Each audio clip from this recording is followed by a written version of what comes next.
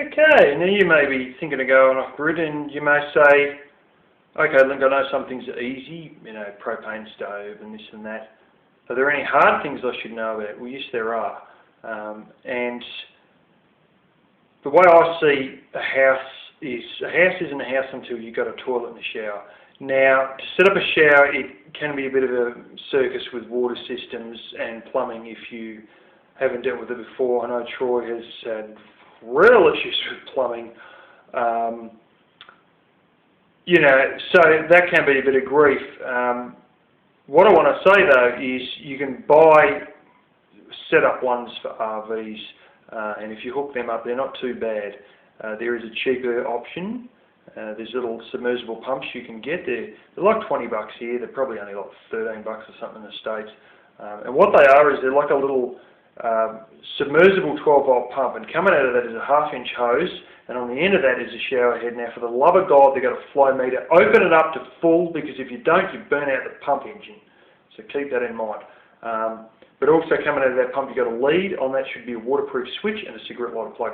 That will allow you to suck whatever water there is and have a shower with it. Now, you say, well, how do I get hot water? Easy. 3-ring propane burner and a new steel garbage can on a couple of bricks, and the burner brought up with pavers as close as you can to the bottom of it. And then once it's warm enough, you can check with your hand and all that, turn off the 3-ring burner and plonk your submersible pump in, turn it on, and off you go. You can also buy giant pots if you have troubles with that garbage bin leaking because it can't handle the thermal expansion. You can go and get big pots. Asian stores have them for some reason. They love the big pots, the Asians, for some reason. And also some camping stores have pretty big pots. But I've gone to Asian stores in Asian areas, Asian suburbs and that, like Chinatown sort of areas. And there's this one shop I went in, and my gosh, one of these Vietnamese guys could have fitted inside of one of these pots. I mean, they're worth a couple $100, but geez, they're huge pots they've got. So, that's, the option you've got for hot water systems. I use a coleman hot water on demand. I don't recommend them. I have modified things like put an external battery on it and designed and done things certain ways with them because the quality just is not there with them, and I don't recommend them. Although there are other ones built for RVs that are actually quite good. And now the other one is air conditioning. Now you can run a compressor air conditioner. Troy has done it. He got a whole stack of people telling him he was going to destroy his batteries, regardless of the fact that his solar panels were making the same amount of power, that is actually more than his air conditioner was taking at the time. I've actually seen someone have solar panels, charge controller, battery, and they plugged up an appliance with radio to the leads that the battery was on. Now, they didn't put it direct on the battery, they just put it on the same leads that were coming from the charge controller, and it ran fine. Then they said, watch this, and they disconnected the battery, and it kept running. So, there you go. But anyway, aside from all that, you need a decent system, and it can be a bit of playing around to set up. Any of these sort of truck sleeper systems that I've talked about, because you need heavy cables and and especially if it's one that's got to be gassed and all that, as opposed to just buying a box one like Troy got. But it is a real circus. It's not for the faint-hearted or the uninitiated. The best option you've got is an evaporative air conditioner. Now, they don't really tell you this. Well, the salesman won't be down your throat about it, let's put it like that. But if you start digging deep in the manual, or you talk to people who have owned them, there's a little thing that you may not realise with them before you buy one. So I'm going to tell you right now, and that is that you need to draw air from the outside, the back that sucks, the vent at the back that sucks the air through with these evaporative air conditioners. That needs to be sucking air from outside the building. dry, non-humid air from outside the building. So if you're in a humid area, forget even buying one. They're pointless. So you need to suck air from the outside of the room, literally from outside, in to the room, and it will humidify that air, and in the process the latent heat is removed from the air as the water becomes carried on the air, and it cools the air, and that air blows over your sleeping body and then has to blow out of the room, so you need to have a window somewhere else. And you basically got to create a flow. You've got to create a thing where it can suck air from the outside, and I've actually made a 4x2 frame with plywood to an vent in my door that I don't use on the outer side of the building. It leads out to nothing but a heap of weeds. I've got a vent in that door and a box that sits right hard up against the back of the evaporative cooler, and it sucks through, and then it blows the air across me, and then it blows it out in a vent up, well, right up near the ceiling. But you've got to have that, suck the air in from outside, blow it across the room, and then have the air go out the other side of the room. There's going to be a flow from one side of the room to the other. If you just sit the thing there and turn it on in the room, sucking air from inside the room, 5 minutes later it may feel a bit funny, 10 minutes later you'll realise it is not cooling anything anymore. Why?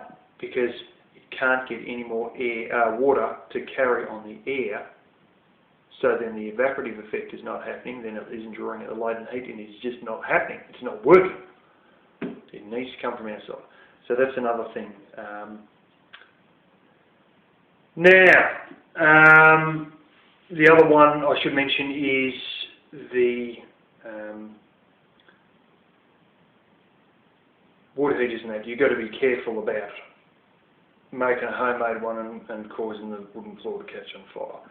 My professional built one hasn't caught the floor on fire, and I don't think it ever will. Because a lot of professional built ones I think can sit on a wooden floor. However, I would recommend using tiles or even a bit of cement sheet, which is what they use for tile underlay, and then the tiles, or even a concrete slab sort of thing for that little section. Cut a piece out of the wooden floor and cast some pour some concrete in there to sit the wood heater on that. Especially if you've got a homemade one, you will need to do that, or at least a decent layer of tiles or something to lift it off the floor and basically insulate the wooden floor from the heat of it. But really, where you've got to be careful is the roof space, and that stovepipe. If you have a rat's nest or a bird's nest hard up against a hot stovepipe, you're going to catch it on fire. And you don't want to fire in your roof space because it's really hard to fight if you can't get into your roof space, obviously. So, getting a decent flue set up, with the double or triple insulator one done properly is a very important thing as well. Now there's one more I've got to say. Hang on a second, I'll just think of it here.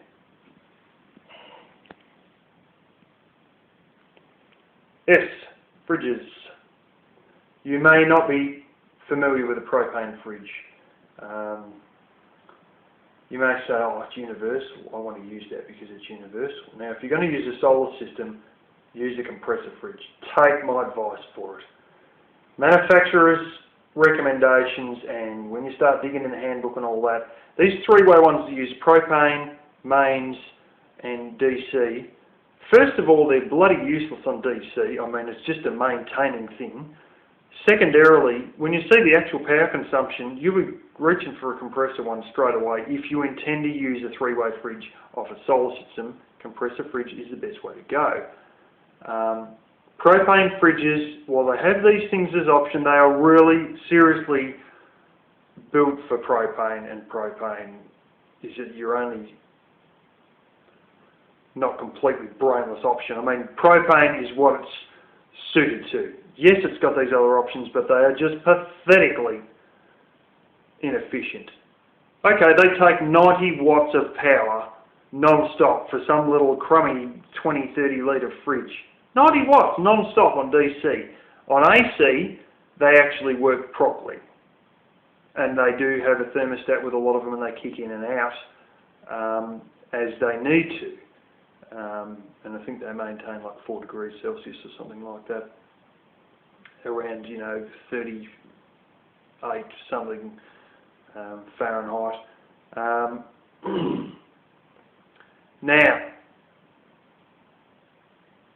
if you set one of these up, don't be like all the stupid idiots I've talked to who said, oh, they're useless. Well, how did you set it up? Oh, I threw it in the back of my truck and then plugged it into DC power and then went up hill and down dale and round corners and it was spinning around in the back and going over corrugations and then it didn't work. Well, first of all, it doesn't really work very well in DC. Secondarily, it needs to be level and in a room with not a great heap of airflow.